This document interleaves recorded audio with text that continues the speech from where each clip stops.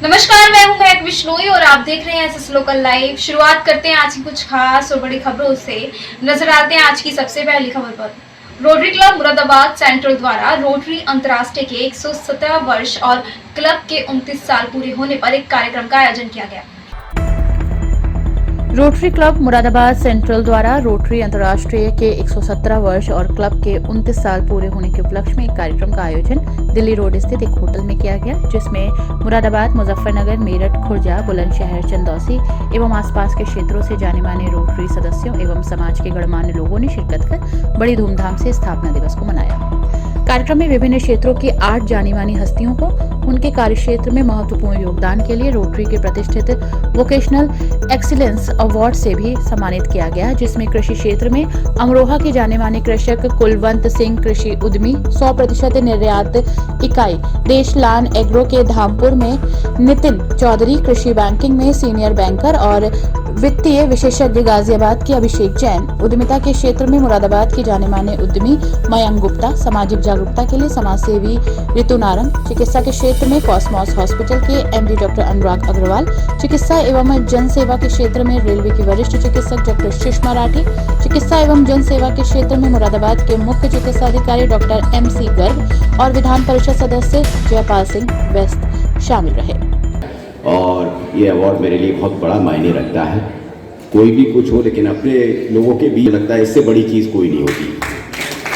और जहाँ तक रोटरी से मेरा जुड़ाव का संबंध है, मैं जब 99 में यहाँ पर आया था मुरादाबाद में, सितंबर 99 में सबसे पहले मेरा रोटरी से जुड़ाव एज ए डॉक्टर हुआ जब 2000 के साई हॉस्पिटल में एक पोलियो का कैंप लगाया गया, और तब मैंने जाना कि रोटरी क्या क्या करता है। उससे पहले मैं रोटरी को सिर्फ ऐसे ही समझता था, जब तक कि मैंने पोलियो का ये उनका सराहनीय कार्य नहीं देखा कि ऐसे ही एक क्लब होता होगा, लोग जाते होंगे और मिलते होंगे और डिनर होता होगा और वापस आ जाते होंगे। लेकिन मैंने जब ये देखा कि इतना अधिक परोपकार का कार्य करते हैं और इतने बड़े स्केल पर करते हैं, उसके बाद मैंने लगातार 5-7 साल तक हर रोटरी के पोलियो करेक्शन कैंप में सर्जरीज की।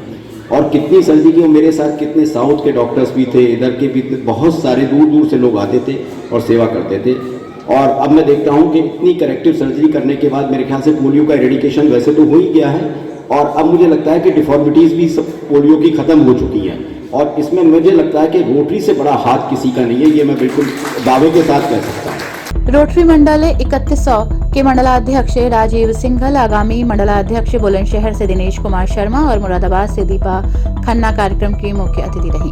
कार्यक्रम की अतिथियों ने क्लब द्वारा किए जा रहे सामाजिक कार्यों की मुक्त कंठ से सराहना करते हुए कुछ बड़े एवं प्रभावशाली सामाजिक कार्यों को करने का आह्वान किया और प्रेरणा दी। साथ ही रोटरी अंतर्राष्ट्रीय की ओर से इसके लिए हर संभव सहयोग प्रदान करने का आश्वासन भी दिया। रोटरी परिवार से मेरा बहुत पुराना नाता है। जैसा डॉक्टर अनुराग जी ने कहा कि परसेप्शन पहले कुछ ऐसा था कि जैसे क्लब्स के बारे में एक जनरल परसेप्शन देखा जाता है, लेकिन मैं भी जुड़ा, बड़े बड़े सीनियर लोग बैठे, रोटरियन आदरणीय सुरेश जी बैठे हैं, तो 2 अभियानों में मैंने साथ में जुड़ करके काम किया।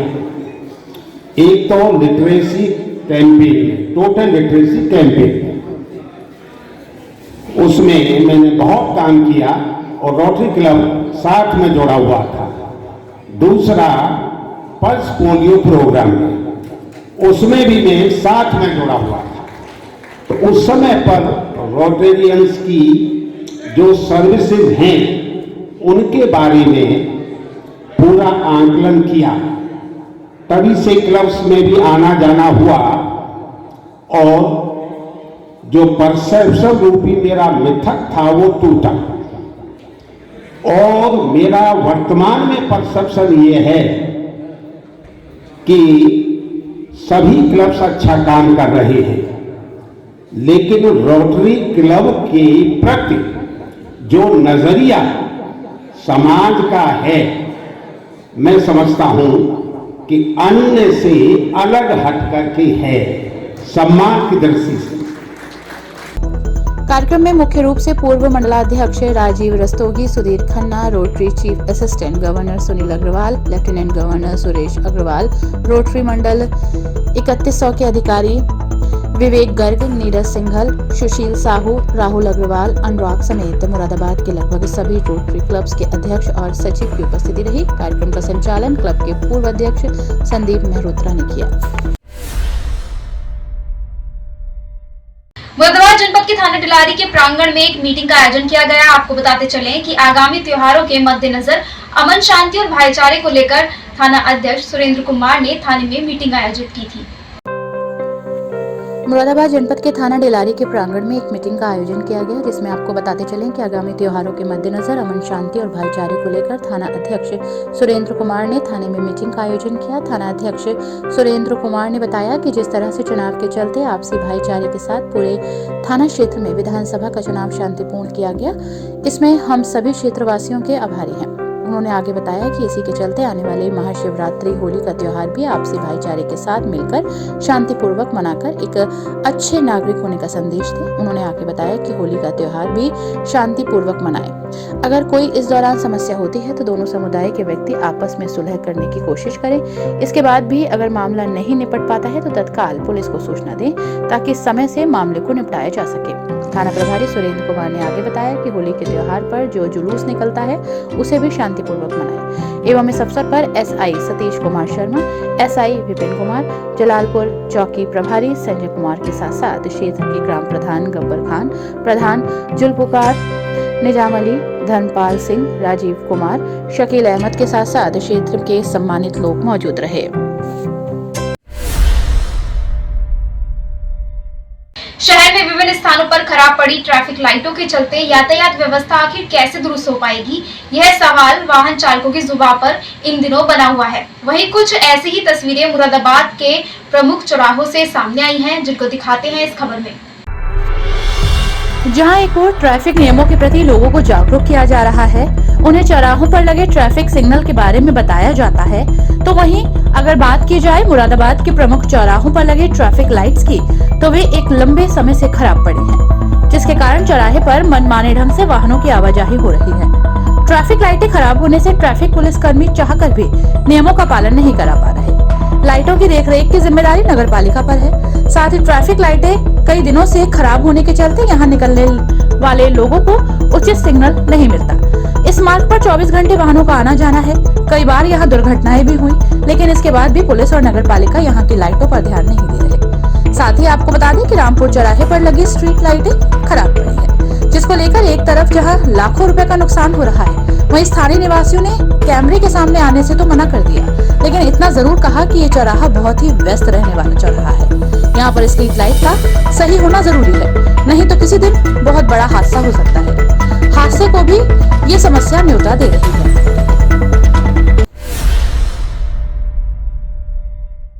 लाइनबाग क्षेत्र में मां भगवती के परम भक्तों द्वारा महामाई का एक सुंदर जागरण का आयोजन किया गया। वहीं इस जागरण की कुछ तस्वीरें आपको भी दिखाते हैं। जनपद मुरादाबाद के लाइनपाड़ क्षेत्र में मां भगवती के परम भक्त द्वारा महामाई का बड़ा ही सुंदर दरबार सजाया गया, जहां पर पूर्ण वैदिक मंत्रोच्चारण के साथ ज्योति प्रज्वलित की गई। इसके बाद कलाकारों द्वारा बाघ यंत्रों की मधुर धुनों पर मां भगवती के साथ साथ भगवान श्री गणेश, बालाजी महाराज, सत्य श्री साईनाथ, गुरु महाराज के साथ साथ अनेक देवी देवताओं के मधुर भजनों को गाकर वातावरण को धर्ममय कर दिया गया। माता तारा रानी की कथा के बाद आरती पूजा की गई और मां भगवती को लगाए गए भोग को प्रसाद स्वरूप बांटा गया। भंडारे के प्रसाद के रूप में उपस्थित सभी श्रद्धालुओं ने श्रद्धा पूर्वक बैठकर धर्म लाभ अर्जित किया। जागरण में मुख्य रूप से संजय सिंह, ताराचंद्र, भारत सिंह, सरदार भारत सिंह आदि लोग मौजूद रहे। बाबा के 102वें सालाना उर्स के दूसरे दिन सजादा नशीन गुलफाम अहमद के मकान पर कुल शरीफ की महफिल के साथ साथ कव्वालियों की महफिल भी जमाई गई। बाबा के 102वें सालाना उर्स के दूसरे दिन करूला रहमत नगर गली नंबर 1 में सज्जादा नशीन गुलफाम अहमद के मकान पर नातो मन कवत सलातो सलाम कुल शरीफ की महफिल के साथ साथ कव्वालियों की भी महफिल सजाई गई।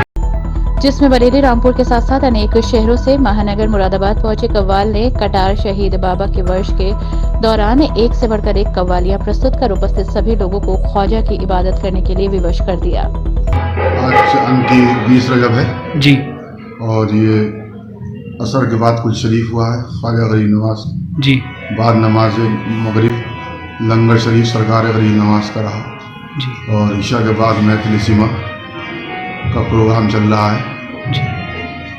इस मौके पर सज्जादा नशीन सूफी, गुलाम आलम, स्त्री सावरी, असलम आलम, निजामी, रिजवान आलम सहित बड़ी संख्या में लोग मौजूद रहे।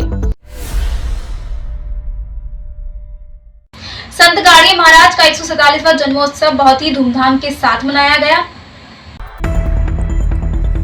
संत गाड़गे महाराज का 147वां जन्मोत्सव बहुत ही धूमधाम और हर्षोल्लास के साथ हरथला रेलवे कॉलोनी में मनाया गया। इस दौरान उपस्थित व्यक्तियों ने गाड़गे जी को श्रद्धा सुमन अर्पित किए। साथ ही इस अवसर पर संत महाराज के व्यक्तित्व और महान कार्यों पर प्रकाश डाला गया। दिवाकर समाज सेवा समिति के अध्यक्ष बंशीलाल दिवाकर ने कहा कि गाड़गे जी का वंचित समाज के लिए शिक्षक बनने का सबसे बड़ा मूल मंत्र है। गाड़गे जी ने कहा कि शिक्षा सबसे अधिक मूल्यवान वस्तु है। महासचिव सुरेश चंद्र शिवा ने कहा कि स्वच्छता के जनक संत गाड़गे जी ही थे, लेकिन इस पुनीत कार्य का उन्हें श्रेय नहीं दिया गया। महाराष्ट्र सरकार ने बाद में गाड़गे स्वच्छता मिशन चलाया। कोषाध्यक्ष राजकुमार दिवाकर ने कहा कि बाबा शराब पीने के विरुद्ध थे। इस संबंध में बार बार जाकर उन्होंने लोगों को जागरूक किया। कार्यक्रम को चंद्रपाल सिंह, उपेंद्र सिंह, हरिनारायण वर्मा, राहुल राज आदि ने भी संबोधित किया। आपको बता दें कि इस अवसर पर त्रिलोकचंद दिवाकर, ममता राज, शीला देवी दिवाकर, सुभाष माथुर, पूनम, श्रेया, आयुषी आदि उपस्थित रहे। तो वहीं कार्यक्रम में बच्चों ने सांस्कृतिक कार्यक्रम प्रस्तुत कर समां बांध दिया। इस दौरान कार्यक्रम की अध्यक्षता बंशीलाल दिवाकर और संचालन सुरेश चंद्र ने किया। शिशु वाटिका कॉलेज गोविंद नगर में बच्चों के ज्ञानवर्धन और प्रोत्साहन के उद्देश्य से भारतीय कबड्डी टीम के युवा खिलाड़ी और कबड्डी लीग के यू मुंबा टीम के उपकप्तान अभिषेक सिंह, भारतीय हैंडबॉल टीम के खिलाड़ी और बीएसएफ कमांडो अरुण चौधरी को आमंत्रित किया गया। शिशु वाटिका कॉलेज गोविंद नगर में बच्चों के ज्ञानवर्धन और प्रोत्साहन के उद्देश्य से भारतीय कबड्डी टीम के युवा खिलाड़ी एवं कबड्डी लीग के यू मुंबा टीम के उपकप्तान अभिषेक सिंह, भारतीय हैंडबॉल टीम के खिलाड़ी एवं बीएसएफ कमांडो अरुण चौधरी को आमंत्रित किया गया। इस अवसर पर उपस्थित महानुभावों ने दोनों ही संस्थाओं के बच्चों को संबोधित किया, जिसमें पढ़ाई के साथ साथ खेलों पर भी पूरा ध्यान देकर अपने तन व मन दोनों को ही शक्तिशाली बनाने पर जोर दिया गया। साथ ही उपस्थित खिलाड़ियों ने बच्चों की कैरियर काउंसलिंग भी की। इस आयोजन का शुभारंभ उपस्थित अतिथियों व प्रबंधक अनुज अग्रवाल, शिशु वाटिका इंटर कॉलेज के प्रधानाचार्य Subhashini Singh, SV public school की प्रधानाचार्य ज्योत्सना गुप्ता अर्जुन द्वारा मां सरस्वती के चित्र पर माल्यार्पण व दीप प्रज्वलित कर किया गया। इस आयोजन में विद्यालय के बच्चों ने भी अपने बीच युवा खिलाड़ियों को पाकर अत्यंत गर्व महसूस किया व अपनी जिज्ञासाएं शांत की। इस अवसर पर विद्यालय की ओर से उपस्थित अतिथियों का प्रतीक चिन्ह द्वारा सम्मान व आभार व्यक्त किया गया। इससे पहले प्रबंधक अनुज अग्रवाल, प्रधानाचार्य Suhasini Singh, SV public school की प्रधानाचार्य ज्योत्सना गुप्ता ने सभी का स्वागत किया। संचालन अर्जुन अग्रवाल ने किया। इस अवसर पर वाटिका इंटर कॉलेज के वरिष्ठ प्रवक्ता निगम रस्तोगी, मनोज हरिनिवास, मुन्नालाल, मंजुला जी, सुनीता, देवेंद्र सिंह आदि लोग उपस्थित रहे। रंगों का त्योहार होली शांतिपूर्ण तरीके से और सौहार्दपूर्ण वातावरण में मनाने को लेकर प्रशासन की ओर से कोशिशें तेज कर दी गई हैं, जिसको लेकर कटघर थाने में एक मीटिंग का आयोजन किया गया। रंगों का त्योहार होली शांतिपूर्ण तरीके से और सौहार्दपूर्ण वातावरण में मनाने को लेकर प्रशासन की ओर से कोशिशें तेज हो गई हैं। इसको लेकर सभी थानों में शांति समिति की बैठकें आयोजित की जा रही हैं। जगह जगह बैठक कर शांतिपूर्ण तरीके से होली का त्योहार मनाने को लेकर विचार विमर्श किया गया। इसी को लेकर मुरादाबाद जनपद के थाना कटघर में शांति समिति की बैठक संपन्न हुई, जिसमें थाना कटघर क्षेत्र के हर वर्ग और धर्म के संभ्रांत लोगों को बुलाया गया और आगामी त्योहारों की दृष्टि से शिवरात्रि, होली को देखते हुए लोगों से चर्चा की गई। बेहतर तरीके से शांतिपूर्ण रूप से त्योहारों को कराने का प्रयास किया जा रहा है।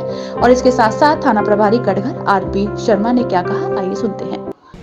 पिछले 2 वर्षों से कोई शांति समिति की मीटिंग नहीं, कोविड का समय रहा। पिछले करीब 2 वर्षों से कोविड लगातार चल रहा है, उसकी अलग अलग गाइडलाइन लगातार शासन के द्वारा नहीं सकी। अभी चूंकि कोरोना संक्रमण थोड़ा कम हुआ है, अभी भी गाइडलाइन जारी है। इसी बीच में अभी हमारा चुनाव का समय चल ही रहा है, मतगणना विशेष है, चरण हमारे यहाँ मतदान हो चुका है, अभी मतगणना शेष है। इसके अतिरिक्त 2 बड़े पर्व भी अभी निकट समय में ही होने वाले हैं, महाशिवरात्रि का और होली का, ये भी है, और मतगणना भी है। मतगणना के बाद चुनावी समीकरण बदलते हैं, बनते हैं, वो भी एक विषय है। क्योंकि 2 बड़े त्यौहार हैं, इन पर भी हमें शांति व्यवस्था उसी प्रकार से बना के रखनी है जिस प्रकार से हमने चुनाव में रखी थी। इसी वजह से आज की ये मीटिंग रखी गई है। अभी सीओ साहब भी आएंगे और हम फिर विधिवत अपनी मीटिंग भी शुरू करेंगे। तब तक हम, चूँकि जब विधिवत मीटिंग शुरू होती है उसमें जो डायलॉग होता है आपकी तरफ से हमारी तरफ से वो रहेगा, उससे पहले हम चर्चाएं अपने आपस में कर लें। मैं चाहूँगा कि मुझे ये थोड़ी जानकारी, चूँकि मैं पहली बार यहाँ पर तैनात हुआ हूँ, आप लोग यहीं के रहने वाले हैं, कहाँ कहाँ, खास करके पहले शिवरात्रि की बात करेंगे, कहाँ कहाँ हमारे यहाँ पे कौन कौन से मंदिर हैं जिसमें मुख्य रूप से जलाभिषेक होता है, बड़े स्तर पे होता है, कहाँ मेलों का आयोजन होता है, क्या कोई शोभा यात्रा भी निकलती है, और कांवड़िए किस तरफ से आते हैं, किस तरफ जाते हैं। मैं ये चाहूँगा कि इस संबंध में अपने विचारों से हमें अवगत कराएं और मार्गदर्शन कराएं हमारा। इस दौरान कई गणमान्य लोग भी मौजूद रहे। मिलन विहार स्थित प्रजापति ब्रह्मा कुमारी ईश्वरीय विश्वविद्यालय सेवा केंद्र में महाशिवरात्रि के उपलक्ष्य में कार्यक्रम का आयोजन हुआ। महाशिवरात्रि का त्योहार भारत के आध्यात्मिक उत्सवों की सूची में सबसे महत्वपूर्ण है। वही गली नंबर 2 मिलन विहार स्थित प्रजापिता ब्रह्मा कुमारी ईश्वरीय विश्वविद्यालय सेवा केंद्र में महाशिवरात्रि के उपलक्ष्य में कार्यक्रम का आयोजन हुआ। इसमें लगभग 100 भाई बहन उपस्थित हुए। साथ ही आपको बता दें कि इस अवसर पर विशेष अतिथि में के मिश्रा मुरादाबाद देहात से बीजेपी प्रत्याशी और संदीप जैन के साथ ही कई लोग मौजूद रहे। कार्यक्रम में आत्मा, परमात्मा और शिवरात्रि के रहस्य पर प्रकाश डाला गया और ये बताया गया कि आत्मा के 7 गुण होते हैं, शक्ति और शांति हमारे अंदर मौजूद है, हमें कहीं बाहर खोजने की जरूरत नहीं। वहीं इस दौरान शिव का झंडा फहराया गया। वहीं सांस्कृतिक कार्यक्रम हुए और अंत में सभी को प्रसाद वितरण किया गया। साथ ही इस दौरान वरिष्ठ आशा दीदी, जॉन इंचार्ज निर्दोष दीदी, सेंटर इंचार्ज सुमित्रा दीदी इत्यादि मौजूद रहे। पुलिस ने एक बड़ी लूट की घटना का खुलासा किया और अपराधियों को गिरफ्तार किया। दरअसल थाना कोतवाली क्षेत्र में हुई लूट का खुलासा करते हुए कोतवाली पुलिस ने 4 अभियुक्तों को गिरफ्तार करने में सफलता हासिल की है। आपराधिक घटनाओं का ग्राफ शहर में लगातार बढ़ रहा है। तेजी से बढ़ रही लूट और चोरी की घटनाओं से जहां लोगों में खौफ है, तो वहीं पुलिस भी इन घटनाओं पर विराम लगाने के लिए तेजी से काम कर अपराधियों को पकड़ रही है। पुलिस ने एक बड़ी लूट की घटना का खुलासा किया और अपराधियों को गिरफ्तार किया। दरअसल थाना कोतवाली क्षेत्र में हुई लूट का खुलासा करते हुए कोतवाली पुलिस ने 4 अभियुक्तों को गिरफ्तार कर जेल भेज दिया। पकड़े गए आरोपियों में गौतम, वरुण, प्रिंस और संदीप को गिरफ्तार किया गया है। गौतम के पिता अशोक यादव, जो अविनाश चंद की दुकान पर करीब 20 सालों से काम करते थे, घर की स्थिति कमजोर होने के कारण उसका बेटा गौतम ही इस घटना का मास्टरमाइंड निकला। साथ ही घटना की जानकारी देते हुए वरिष्ठ पुलिस अधीक्षक बबलू कुमार ने क्या कहा, ये सुनते हैं। अविनाश चंद्रा जी के मकान पर कुछ अपराधियों के द्वारा घर में घुसकर नौकर को, जो उनके कर्मचारी हैं, उनको बंधक बनाकर घर में लूटपाट की गई थी। इस सूचना पर तत्काल हमारे थाना प्रभारी, क्षेत्राधिकारी एसपी सिटी साहब और हमारी एसओजी की टीम मौके पर पहुंचकर पूरी छानबीन की गई। मुकदमा दर्ज करते हुए हमारी टीमें इस घटना के अनावरण में लगी हुई थी। आज मात्र 14 घंटों में हमारी टीम को इस घटना का सफलतापूर्वक अनावरण करने में सफलता प्राप्त हुई है और इस पूरी घटना में सम्मिलित 4 अभियुक्तों को गिरफ्तार करने में सफलता प्राप्त हुई। इनके पास से जो लूटे हुए सामान थे, जो ज्वेलरी थी, मूर्तियां थी, कुछ डॉक्यूमेंट्स जो बैग के साथ लूटे गए थे, जो मोबाइल फोन, वो सभी 100% बरामदगी कर ली गई है। और पूछताछ में अभियुक्त ने बताया कि इस घटना का मुख्य साजिशकर्ता मालिक अविनाश चंद्रा के बहुत पुराने विश्वसनीय कर्मचारी का बेटा गौतम है, जो यहीं मुरादाबाद का रहने वाला है। इसने अपने रिश्ते में भाई के साथ, रिश्तेदार के साथ मिलकर इस पूरी घटना की प्लानिंग करी और कुल टोटल 9 लोग इस घटना में सम्मिलित थे, जिसमें से 6 लोग घटनास्थल पे मौजूद थे। एक व्यक्ति एम्बुलेंस से जिसमें सभी लोगों को लेकर आया था और जो मुख्य साजिशकर्ता और रेकी वाले हैं वो लोग घटनास्थल पे मौजूद नहीं थे। इन सभी लोगों को जो है के विरुद्ध साक्ष्य संकलन कर लिए गए हैं और अन्य अभियुक्तों की गिरफ्तारी के लिए हमारी टीम लगी हुई है और इसमें धारा परिवर्तन करते हुए कठोर धाराओं में इनके विरुद्ध जो है कार्रवाई की जा रही है। पुलिस ने पकड़े गए अभियुक्तों के पास से चोरी किए गए सभी माल बरामद कर लिए हैं और आरोपियों को जेल भेज दिया है। आए दिन हो रही मारपीट की घटनाओं को देखकर अंदाजा लगाया जा सकता है कि दबंगों में पुलिस के प्रति कोई खौफ नहीं है, जिसके चलते वे इस तरह की घटनाओं को अंजाम देने से बाज नहीं आते। वहीं एक युवक के साथ जमकर मारपीट की गई। शहर में दबंगों का कहर जारी है। आए दिन हो रही मारपीट की घटनाओं को देखकर अंदाजा लगाया जा सकता है कि दबंगों में पुलिस के प्रति कोई खौफ नहीं है, जिसके चलते वे इस तरह की घटनाओं को अंजाम देने में नहीं बाज आ रहे। वहीं एक युवक के साथ जमकर मारपीट की गई। थाना कड़घर क्षेत्र में मोहल्ला जाहिद नगर करूला में रहने वाले फिरोज को घायल अवस्था में जिला अस्पताल लाया गया। घायल से जानकारी ली गई तो उसने बताया कि क्षेत्र के ही रहने वाले इमरान ने उसके साथ किसी बात को लेकर मारपीट की और उसे घायल कर दिया।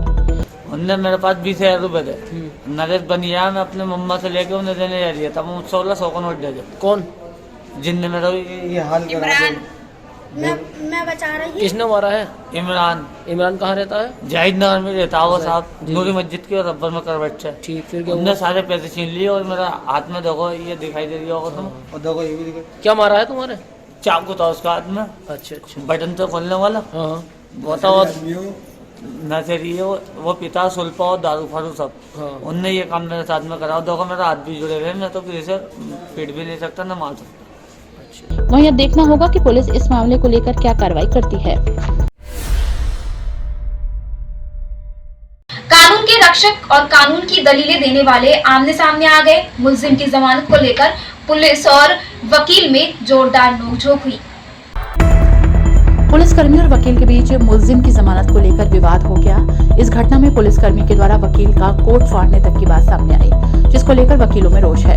थाना कड़घर से एक मुलजिम जमानत के लिए सीजीएम कोर्ट में वकील रहमान नकवी के साथ पहुंचा।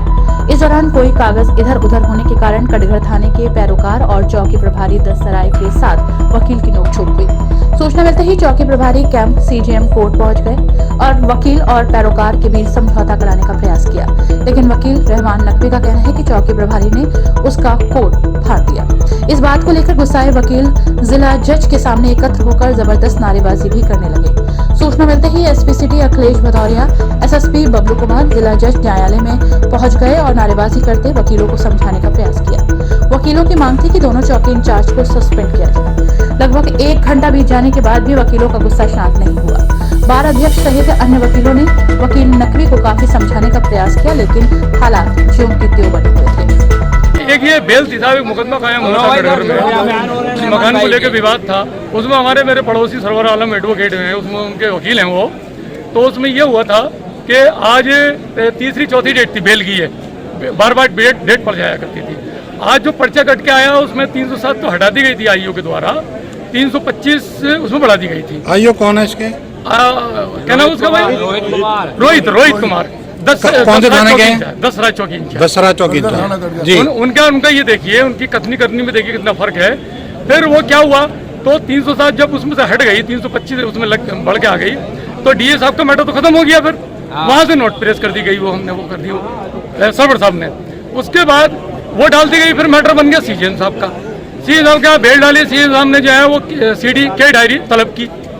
तो पैरोकार जब के डायरी लेके गया वहाँ वो, तो उसने क्या काम करा, वो जो पर्चा था 307 निकली और 325 बढ़ी, वो जो पर्चा था उसने वो गायब कर दिया। इस बीच में डीजे और सीजीएम कोर्ट के बीच में रास्ते में उन्होंने गायब कर दिया। यहाँ से बात वो बढ़ी। अरे हमने पूछताछ करी तो कुछ पुलिस वाले तो उन्होंने बदतमीजी करी। एक कैंप चौकी इंचार्ज सुधीर करके हैं वो, उन्होंने मेरे साथ बदतमीजी करी और ये मेरे तुम्हारे कपड़े उपड़े फाड़ दिए। ये बदतमीजी मेरे साथ, ये बात रही है ये।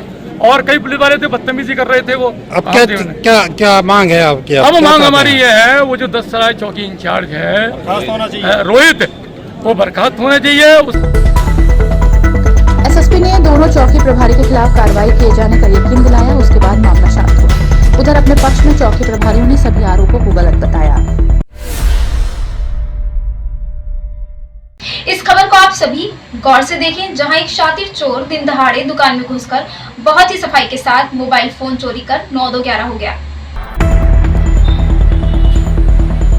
तुरंत मिल गए इधर से पूरा दिख गई एक मार लगाओ हमने कैमरा भोग लिया चल वीडियो रेस करते कैमरे पता नहीं क्यों नाम से आगे बात जल्दी होगा तो आए गौर से देखिए इन तस्वीरों में कि किस तरह से ये युवक दिन दहाड़े दुकान में घुसकर बहुत ही सफाई के साथ मोबाइल फोन चोरी करते हुए नजर आ रहा है। इस दौरान तस्वीरों में दुकान मालिक सोता हुआ नजर आ रहा है, जिसका फायदा उठाकर इस शातिर चोर ने इस घटना को अंजाम दिया। आपको बता दें कि तस्वीर कटघर थाना क्षेत्र के करुला इलाके की है, जहां दिन दहाड़े चोर ने व्यापारी का मोबाइल चोरी किया। पूरी घटना सीसीटीवी में कैद हो गई। साथ ही पीड़ित ने सीसीटीवी फुटेज वायरल करके पुलिस से इंसाफ की गुहार लगाई है। सर मेरी शॉप है करुले पे, इंडियन धर्म घाट के सामने। उसके बाद में MP बावल की दुकान है पत्थर की। तो वहाँ पर मैं लगभग दोपहर के टाइम पर मैं सो गया, मेरी आँख लग गई थी। तो वहाँ पर एक चोर आया और मोबाइल मेरा निकाल करके ले गया उसमें से। अब मैं दोपहर से बहुत परेशान हूँ, इसलिए मैं तहरीर देने आया था थाने में। तो क्या साक्ष्य है आप लोगों के कोई चोरी आपका मोबाइल ले गया? मेरे मोबाइल में CCTV की फुटेज है। मतलब आपके पास है सबूत? जी मेरे पास सबूत हैं और उसमें सब साफ दिख रहा है कि मोबाइल निकाल कर लेके जा रहा है वो। बिल्कुल साफ दिखाई दे रहा है? बिल्कुल साफ दिख रहा है। अच्छा, क्या आपने थाने में तहरीर दी? जी मैंने तहरीर दे दी है थाने पर। क्या आश्वासन मिला? मुझे आश्वासन तो हो रहा है सर, जितेंद्र सिंह जो है वो बड़े आदमी लग रहे हैं, कुछ मेरी मदद मिल सकती है मुझे उनसे। वहीं अब देखना होगा कि क्या पुलिस इस चोर को पकड़ने में कामयाब होती है। यूं तो पड़ोसियों के झगड़े होना आम सी बात है, लेकिन कभी कभी ये झगड़े बड़े दंगल का रूप ले लेते हैं। वहीं कुछ ऐसी ही घटना जाहिद नगर से सामने आई, जहां पड़ोसियों में आपस में मारपीट हो गई। यूं तो पड़ोसियों के झगड़े होना आम बात है, लेकिन कभी कभी ये झगड़े एक बड़े दंगल का रूप ले लेते हैं। कुछ ऐसी ही घटना जाहिद नगर से सामने आई, जहां पड़ोसियों में आपस में मारपीट हो गई। साथ ही मारपीट की वजह बताते हुए पीड़ित ने बताया कि अपने घर में सुबह के समय वो सो रहा था, तभी पड़ोस के ही रहने वाले परिवार ने घर के बाहर लकड़ी काटना शुरू कर दिया, जिसकी आवाज सुनकर उसके परिवार वालों ने उसका विरोध किया, जिस पर कहासुनी के बाद दोनों पक्षों में मारपीट हो गई। क्या नाम है? विक्रम। कहाँ के रहने वाले हो? करोला जाए। क्या हुआ है? घटना जो हुई है? घटना ये हुई है कि दरवाजे के आगे लकड़ी फाड़ लिया है। मैंने मना करा उससे, बोले यहीं पे फाड़ूंगा मैं। गाली बकने लगा, तेरे बाप की जगह ये है वो है। उसकी बहू आ गई, बोले तू आप बाहर को निकल कर, हमारे सामने वालों की जगह है, तू क्या करेगा इसमें? मैं क्या बच्चे सो रहा है अब यहाँ पर फाड़ा, तो मैंने भी गाली बकी उसे। किससे हुआ झगड़ा? क्या क्या नाम है उनका? उसका हुआ जावेद नाम है और उसकी बहू का नाम सवा है। सबों ने लौट के नहीं मारा। तो पहले से भी कोई विवाद चला आ रहा है क्या? पहले भी विवाद जा। कब से चल रहा है झगड़ा आपका? 5-6 महीने हो गए। अच्छा। बहुत परेशान कर रखा है। अच्छा। तो सामने खड़े हो जाते दरवाजे में। आज कहाँ पहुँचे आप शिकायत लेके? कोतवाली का। जी। क्या चाहते हैं? हमें इंसाफ चाहिए। क्या नाम है आपका? विक्रम। बहुत परेशान कर रखा है। मामले को लेकर पीड़ित द्वारा थाना कटघर में प्रार्थना पत्र दिया गया है। तेजी से बढ़ रहे सड़क हादसों की संख्या चिंता का विषय है। वहीं इन हादसों में कई लोग अपनी जान गंवा बैठते हैं। एक दिल दहला देने वाला हादसा उस वक्त हुआ जब बाइक सवार 2 भाइयों को कार ने टक्कर मार दी। तेजी से बढ़ रही सड़क हादसों की संख्या चिंता का विषय है। इन हादसों में कई लोग अपनी जान खो बैठते हैं। वहीं एक दिल दहलाने वाला हादसा उस वक्त सामने आया जब अगवानपुर के मोहल्ला कुरेशियान के रहने वाले 2 भाई जसीम और कल्लन बाइक से मुरादाबाद आ रहे थे। तभी फ्लाईओवर पार करने के बाद पीछे से आ रही तेज रफ्तार अज्ञात कार ने उन्हें टक्कर मार दी, जिससे उनकी गाड़ी अनियंत्रित होकर रोड पर फिसल गई। इसके बाद दोनों भाइयों को गंभीर चोटें आई हैं। लोगों ने तुरंत ही दोनों भाइयों को एम्बुलेंस द्वारा जिला अस्पताल भेज दिया, जहां डॉक्टरों द्वारा घायलों का इलाज किया जा रहा है। वहीं घायल से जानकारी की गई तो उनके द्वारा क्या बताया गया, आइए सुनते हैं। चोट कैसे लगी आपका? चोट हम साइड मार के गया, स्विफ्ट डिजायर वाला। क्या नंबर है गाड़ी का? उसका 42 या तो 42-22 नंबर है, ये 44-22 नंबर है, दोनों में से एक नंबर है। कहाँ की घटना है ये? समर वैली के सामने की घटना है। समर वैली से निकलते ही। समर वैली जी, अगवानपुर बाईपास। अगवानपुर बाईपास पे। तो मौके से भाग निकला कार वाला? भाग गया वो, रुका ही ना वो। आप लोग कितने लोग थे? हम 2 लोग थे, दोनों भाई। एक वो भाई है, चचेरा भाई है, मैं 13 हूँ। कौन सी गाड़ी पे थे? हम सुपर स्प्लेंडर पे थे। सुपर स्प्लेंडर पे थे। तो कौन सी दिशा से आ रहा था वो हम दोनों एक ही साइड से आ रहे थे, अगवानपुर से। जी। वो बराबर से साइड मार के निकल गया वो। इनका ये मोबाइल जाके मैंने हाथ टेक दिया, मेरा घुटना टिक गया, आज ये टिक गया। क्या नाम है इनका घायल का? ये मेरा भाई है 13, रफिया है इसका नाम, कल्लन। कलन, ये कहाँ रहते हैं? ये भी अगवानपुर रहते हैं, मोहल्ला पोजीशन। तो गंभीर चोट है? इनकी चोट ज़्यादा है भैया। तो क्या चाह, पुलिस को सूचना दी आपने? अभी नहीं दी? अभी नहीं दी हमने, तो सबसे पहले तो यही काम था यहाँ लाने का, उसके बाद में देखेंगे क्या करना है। वही सवाल उठता है कि तेजी से बढ़ रहे ये सड़क हादसे कब तक रुकेंगे। मझौला थाना इलाके में फोटो स्टेट के पैसों को लेकर दो पक्षों में विवाद हो गया, जिसको लेकर पीड़ित ने वरिष्ठ पुलिस अधीक्षक बबलू कुमार से इंसाफ की गुहार लगाई है। मझौला थाना इलाके में फोटो स्टेट के पैसों को लेकर दो पक्षों में विवाद हो गया था, जिसको लेकर सिविल लाइंस इलाके के एसएसपी कार्यालय पर पहुंचकर शिकायतकर्ताओं द्वारा वरिष्ठ पुलिस अधीक्षक कुमार से मिलकर इंसाफ की गुहार लगाई है और पुलिस व दबंगों पर कई गंभीर आरोप लगाए हैं। दोषियों के खिलाफ कार्रवाई की मांग को लेकर वरिष्ठ पुलिस अधीक्षक बबलू कुमार से मिलकर घटना बताई गई है और साथ ही दोषियों को कड़ी से कड़ी कार्रवाई की मांग की गई। एक बंदा मेरे से फोटो स्टेट करवाने आया, उनने 4 फोटो स्टेट 3 एक बार में निकलवाई, एक पीडीएफ निकलवाई, एक फिर निकलवाई। 18 रुपए का पैसा था उसका बिल। उससे वो मांगने पे उनने मारा पटेगी की गाली गलौज की और लैपटॉप छीना, वो तोड़ा सॉरी, और गले से सोने की चेन छीन के मैं जब थाने पहुंचा उन्होंने मेरी रिपोर्ट नहीं लिखी, मेरे नाम में उल्टा ये दर्ज केस बना दिया 151 का और मुझे जेल हुई और मैंने जमानत करवाई मेरी मम्मी ने। पापा है नहीं मेरे, और मेरे से ये उतारने को कहा गया थाने में, मझौला थाने में। मुझसे कहा कि अगर तुझे यहाँ से निकलना है तो तुझे 25,000 रुपये देने पड़ेंगे यहाँ से, वरना तेरे खिलाफ उल्टे केस बनाएंगे हम, तुझे जिंदगी भर नहीं निकलने देंगे। अगर ऐसे काम करना है तो हम नहीं कर पाएंगे इस क्षेत्र समाज में रह के। इससे अच्छा तो ये काम ही ना करे इंसान। आज कहाँ आए हुए हैं? करें क्या? आज हम एसपी सिटी ऑफिस में आए हुए हैं, यहाँ एप्लीकेशन दिया हमने, आश्वासन तो मिला है कि कुछ होगा, बाकी देखते हैं आगे क्या होता है, कैसे होता है। वहीं अब देखना ये भी होगा कि इस मामले को लेकर क्या कुछ कार्रवाई की जाती है। वरिष्ठ पुलिस अधीक्षक कार्यालय पहुंची एक महिला ने प्रार्थना पत्र देते हुए तहसील में अमीन पद पर तैनात कर्मचारी के भाई और उसकी पत्नी पर मारपीट करने का आरोप लगाने के साथ ही जमीन हड़पने का आरोप लगाया और न्याय की गुहार लगाई है। वरिष्ठ पुलिस अधीक्षक कार्यालय पहुंची एक महिला ने प्रार्थना पत्र देते हुए तहसील में अमीन पद पर तैनात कर्मचारी के भाई व उसकी पत्नी पर मारपीट करने का आरोप लगाने के साथ ही जमीन के फर्जी बैनामा प्रमाण पत्र दिखाकर धोखाधड़ी कर 9 लाख रुपए हड़पने का आरोप लगाते हुए पीड़ित महिला ने एसएसपी कार्यालय पहुंचकर न्याय की गुहार लगाई है। इस दौरान महिला ने कहा कि वो 8 महीने से न्याय के लिए भटक रही है और उसे न्याय नहीं मिला, वो अपने बच्चों के साथ आत्मदाह कर ले। वहीं एसएसपी ने महिला को आश्वासन दिया कि पूरे मामले की जांच कराकर कार्रवाई की जाएगी।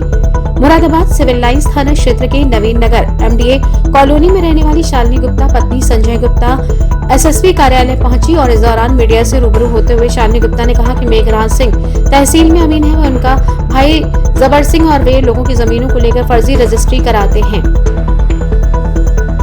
और लोगों को लूटते हैं। साथ ही कहा कि 8 साल हो चुके हैं पैसे मांगते मांगते न उनको जमीन मिल रही और न ही पैसे।